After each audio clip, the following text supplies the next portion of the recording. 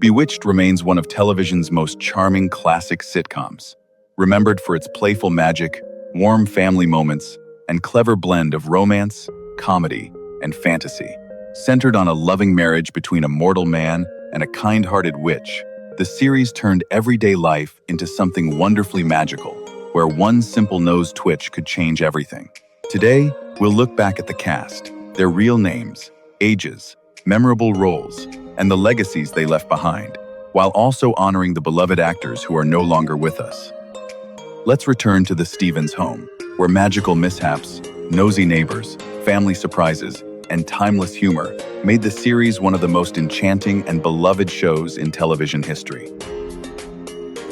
Elizabeth Montgomery brought warmth, grace, and unforgettable charm to Samantha Stephens, the gentle witch who tried to balance magic, love, and ordinary family life. Born Elizabeth Victoria Montgomery on the 15th of April 1933 in Los Angeles, California, she was 31 years old when audiences first saw her in the role in 1964. With her bright eyes, soft voice, playful timing, and famous nose twitch, Montgomery made Samantha feel magical without ever losing her humanity. The character could be elegant, funny, stubborn, and deeply loving, yet she always carried a quiet strength that made viewers believe in her completely.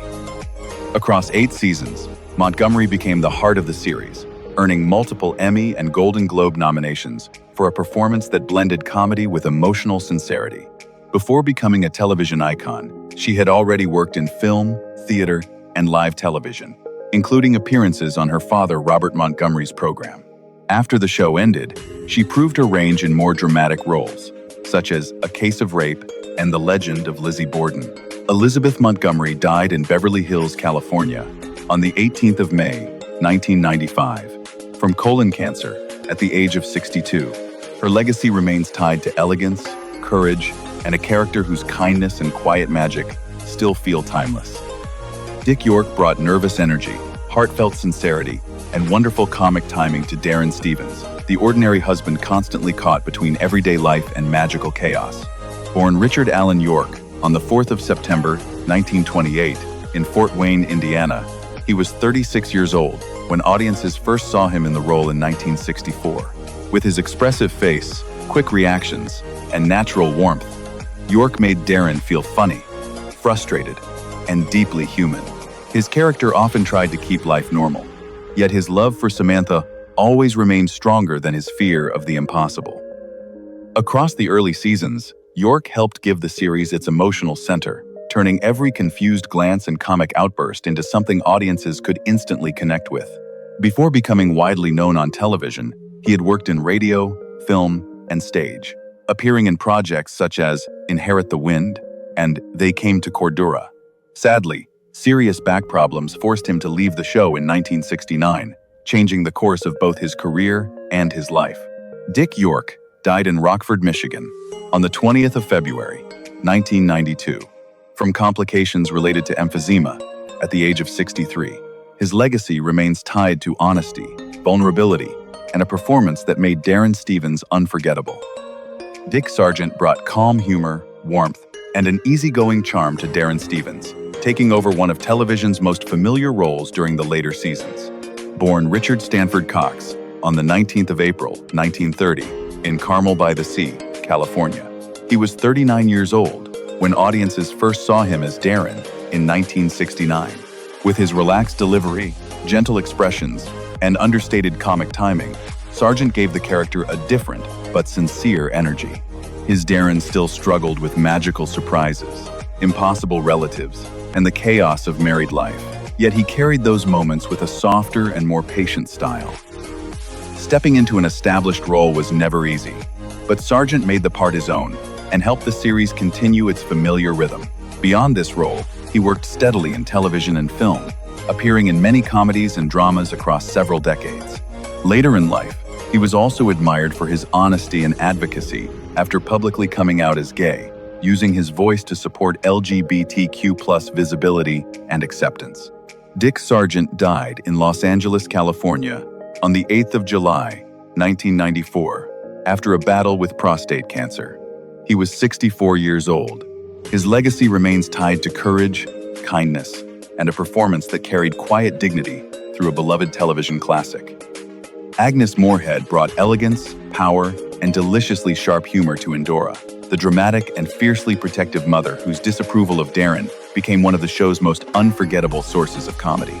Born Agnes Robertson Moorehead on the 6th of December 1900 in Clinton, Massachusetts, she was 63 years old when audiences first saw her in the role in 1964. With her commanding voice, expressive eyes, and theatrical presence, Moorehead made Endora feel larger than life without turning her into a simple villain. The character could be biting, glamorous, and impossible to ignore, yet beneath her sarcasm was a mother's deep devotion to her daughter. Across the series, Moorehead gave every entrance a spark of magic, style, and emotional force. Long before becoming a television favorite, she had built an extraordinary career in radio, film, theater, and television, earning respect for her versatility and intensity. She appeared in classics such as Citizen Kane, The Magnificent Ambersons, and Hush, Hush, Sweet Charlotte, receiving multiple Academy Award nominations during her career. Agnes Moorehead died in Rochester, Minnesota, on the 30th of April 1974, from uterine cancer at the age of 73. Her legacy remains tied to intelligence, elegance, and a performance that made Endora one of television's most iconic mothers. David White brought polished confidence, comic frustration, and sharp professional energy to Larry Tate, the advertising executive whose ambition often created some of the show's funniest workplace moments. Born on the 4th of April, 1916, in Denver, Colorado, he was 48 years old when audiences first saw him in the role in 1964. With his crisp delivery, expressive reactions, and perfectly controlled exasperation, White made Larry more than just Darrin's boss. The character could be charming, self-interested, demanding, and easily impressed, yet his flaws made him entertaining and surprisingly human. Whenever business pressure collided with magical confusion, White knew exactly how to turn tension into comedy. Across the series, he gave Larry Tate a slick but memorable presence that helped ground the story in the everyday world of office life, clients, and social expectations. Beyond this role, White built a respected career across stage, film, and television, often bringing authority and humor to supporting characters. David White died on the 27th of November, 1990, from a heart attack at the age of 74. His legacy remains tied to classic television charm, sharp timing, and a character whose anxious ambition made every scene a little more alive. Marion Lorne brought sweetness, innocence, and unforgettable comic charm to Aunt Clara, the lovable older witch, whose misplaced spells and gentle confusion made her one of the most endearing characters on the series. Born Marion Lorne McDougall on the 12th of August 1883 in West Pittston, Pennsylvania, she was 81 years old when audiences first saw her in the role in 1964. With her delicate voice, wide-eyed expressions, and wonderfully fragile timing, Lorne made Aunt Clara feel both magical and deeply human. The character often forgot spells, collected doorknobs, and caused chaos without ever meaning harm, yet her kindness always shone through every mistake. Across her appearances, Lorne gave the show a softer emotional touch, turning comedy into something warm, tender, and memorable. Long before becoming beloved on television, she had enjoyed a long career on stage and screen, including work in theater and early film. Her final role became the one that introduced her to generations of viewers and earned her a posthumous Emmy Award. Marion Lorne died in New York City on the 9th of May, 1968, from a heart attack at the age of 84. Her legacy remains tied to gentleness, humor, and a character whose magical mishaps still feel filled with love. Alice Pierce brought nervous comedy, unforgettable expressions, and a wonderfully human kind of nosiness to Gladys Kravitz, the neighbor who was always certain something strange was happening next door. Born on the 16th of October, 1917, in New York City, she was 46 years old when audiences first saw her in the role in 1964. With her sharp voice, startled eyes, and perfectly timed reactions, Pierce turned Gladys into far more than a comic busybody. The character could be suspicious, frantic, and impossible to convince, yet her confusion made her strangely lovable because viewers always knew she was the only mortal who almost understood the truth. Before becoming a familiar face on television, Pierce had built her career in theater and film, including her Broadway work and her memorable appearance in On the Town. Tragically, she had been diagnosed with ovarian cancer before taking the role, but continued working with remarkable courage while keeping much of her illness private. Alice Pierce died in Hollywood, California, on the 3rd of March 1966, at the age of 48. Later that same year, she received a posthumous Primetime Emmy Award for her performance. Her legacy remains tied to bravery, comic brilliance, and a character whose wide-eyed disbelief became part of television history. George Tobias brought warmth, patience, and effortless comic balance to Abner Kravitz, the long-suffering husband who often listened with weary disbelief as Gladys insisted something impossible was happening next door. Born on the 14th of July, 1901, in New York City, he was 63 years old when audiences first saw him in the role in 1964.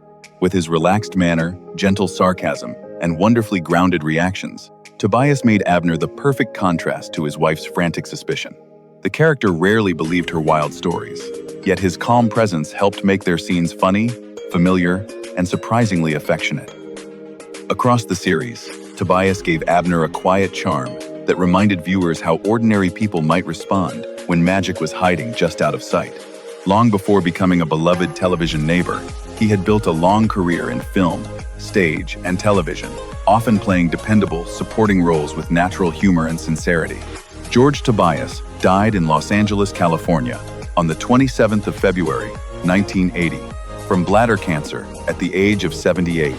His legacy remains tied to understated comedy, gentle humanity, and a character whose quiet reactions made the magical chaos around him even funnier. Paul Lynde brought sharp wit, mischievous energy, and unmistakable comic flair to Uncle Arthur, the playful warlock whose sarcastic remarks and sudden appearances always added a burst of chaos and laughter. Born Paul Edward Lynde on the 13th of June 1926 in Mount Vernon, Ohio, he was 38 years old when audiences first saw him in the role in 1965.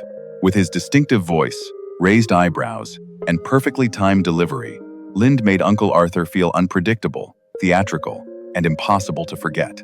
The character loved teasing Darrin, stirring up trouble, and turning magic into comedy, yet there was always a strange warmth beneath his pranks. Although he appeared in a limited number of episodes, Lynde's presence was so vivid that he became one of the most memorable figures connected to the series.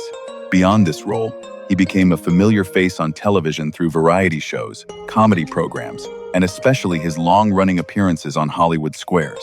Paul Lynde died in Beverly Hills, California, on the 10th of January, 1982, from a heart attack at the age of 55.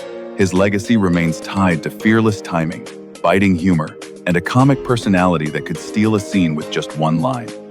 Bernard Fox brought playful eccentricity, quick charm, and a wonderfully whimsical energy to Dr. Bombay, the magical doctor whose unexpected arrivals often turned confusion into comedy. Born Bernard Lawson on the 11th of May 1927 in Port Talbot, Wales, he was 40 years old when audiences first saw him in the role in 1967. With his bright expression, lively voice, and naturally theatrical presence, Fox made Dr. Bombay feel like a character who could appear from nowhere and instantly change the rhythm of a scene. His strange remedies, cheerful confidence, and slightly chaotic magic gave the series another layer of fantasy and fun. Though he appeared only occasionally, his performance was memorable because he knew how to make even a brief entrance feel full of personality. Beyond this role, Fox enjoyed a long career in film and television, appearing in projects such as Hogan's Heroes, The Mummy, Herbie Goes to Monte Carlo, and Titanic. Bernard Fox died in Van Nuys, California, on the 14th of December, 2016, from heart failure at the age of 89.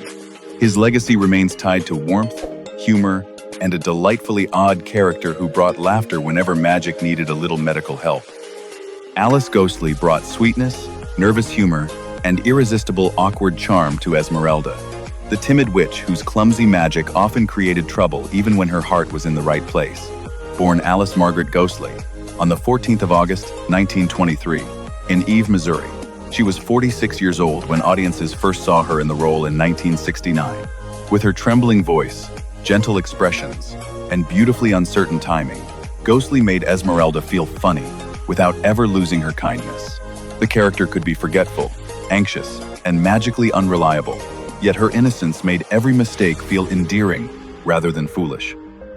Each appearance added a softer kind of comedy, one built on warmth, vulnerability, and a quiet desire to help. Before becoming beloved on television, Ghostly had already built a strong career on stage, winning a Tony Award for The Sign in Sidney Brustein's Window, and later appearing in many films and sitcoms. She also became familiar to later audiences through Designing Women, where her comic timing once again stood out. Alice Ghostly died in Studio City, California, on the 21st of September 2007 from colon cancer and complications from strokes.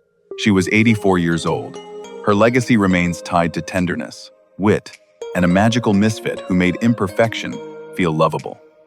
Erin Murphy brought innocence, sparkle, and natural childhood charm to Tabitha Stephens, the little witch whose wide eyes and mischievous sweetness made her one of the most beloved children on classic television. Born Erin Margaret Murphy on the 17th of June 1964 in Encino, California, she was just 2 years old when audiences first saw her in the role in 1966. With her bright smile, gentle presence, and effortless cuteness, Murphy made Tabitha feel magical in the most innocent way. The character represented the next generation of the Stephens family, adding warmth, wonder, and a softer emotional touch to the story. For a time, she shared the role with her fraternal twin sister, Diane, before continuing alone as the girls grew older and looked less alike. After the series ended in 1972, Murphy stepped away from full-time acting and later built a varied life as a television host, entrepreneur, writer, speaker, and mother of 6. As of July 2026, Erin Murphy is 62 years old. Her legacy remains tied to childhood magic, graceful resilience, and a little girl whose sweetness helped keep the heart of the series alive for generations. Maurice Evans brought elegance, authority, and a wonderfully theatrical presence to Maurice, Samantha's sophisticated father whose appearances added mystery, pride, and old-world charm to the story. Born Maurice Herbert Evans on the 3rd of June 1901 in Dorchester, Dorset, England, he was 65 years old when audiences first saw him in the role in 1966. With his refined voice, graceful posture, and commanding expression, Evans made Maurice feel like a powerful warlock who belonged to a grander, more ancient world of magic. The character could be distant, dramatic, and intimidating, yet his affection for his daughter gave him a human softness beneath the dignity. Long before becoming familiar to television audiences, Evans had built a distinguished career as one of the great Shakespearean actors of his generation, known for roles such as Hamlet, Richard II, and Macbeth. Film audiences also remember him as Dr. Zaius in Planet of the Apes, and for his role in Rosemary's Baby. Maurice Evans died in Rottingdean, East Sussex, England, on the 12th of March, 1989, at the age of 87. His legacy remains tied to classical grace, intelligence, and a performance that brought noble theatrical magic to every scene. Casey Rogers brought elegance, wit, and a gentle spark of social comedy to Louise Tate, Larry Tate's wife, and one of Samantha's closest mortal friends. Born Josie Imogene Rogers on the 15th of December 1925 in Morehouse, Missouri, she was 40 years old when she took over the role in 1966. With her poised manner, expressive face, and light comic touch, Rogers made Louise feel polished but approachable, a woman who could move through parties, dinners, and awkward magical misunderstandings with charm. The character often reflected the social world around Darrin and Larry, adding humor, warmth, and a touch of sophistication to the everyday side of the story. Before becoming familiar to television audiences, Rogers worked under the screen name Laura Elliott and appeared in several films, most memorably Alfred Hitchcock's Strangers on a Train. She also became known for her role in Peyton Place. After her acting career, she wrote books, created craft projects, and remained connected to fans of classic television.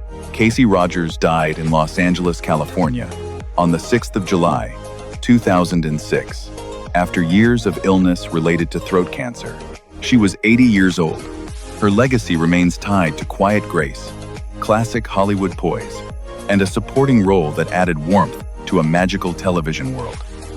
Sandra Gould brought sharp energy, loud suspicion, and lively comic exaggeration to Gladys Kravitz, the second actress to play the nosy neighbor who never stopped trying to prove that something strange was happening next door. Born on the 23rd of July 1916, in Brooklyn, New York, she was 50 years old when she took over the role in 1966. With her shrill voice, restless expressions, and over-the-top reactions, Gould gave Gladys a more intense and openly suspicious personality. The character could be pushy, dramatic, and impossible to ignore, yet her frantic certainty made her scenes with Abner especially funny. Stepping into a role already associated with Alice Pierce was not easy, but Gould brought her own rhythm and helped keep the Kravitz household an important part of the show's comedy. Before and after the series, she worked steadily in film and television, later appearing in shows such as The Brady Bunch, Friends, and Veronica's Closet. She also reprised Gladys Kravitz in the spin-off Tabitha. Sandra Gould died in Burbank, California, on the 20th of July, 1999, after a stroke following heart surgery. She was 82 years old. Her legacy remains tied to fearless comic energy and a neighbor whose suspicion became part of classic television language. Thanks for watching. We hope you enjoyed looking back at the Bewitched cast and the magical stories behind their unforgettable roles. Don't forget to like, subscribe, and share your favorite character, funniest magical mishap, or most memorable moment from the Stephens home in the comments. See you in the next video.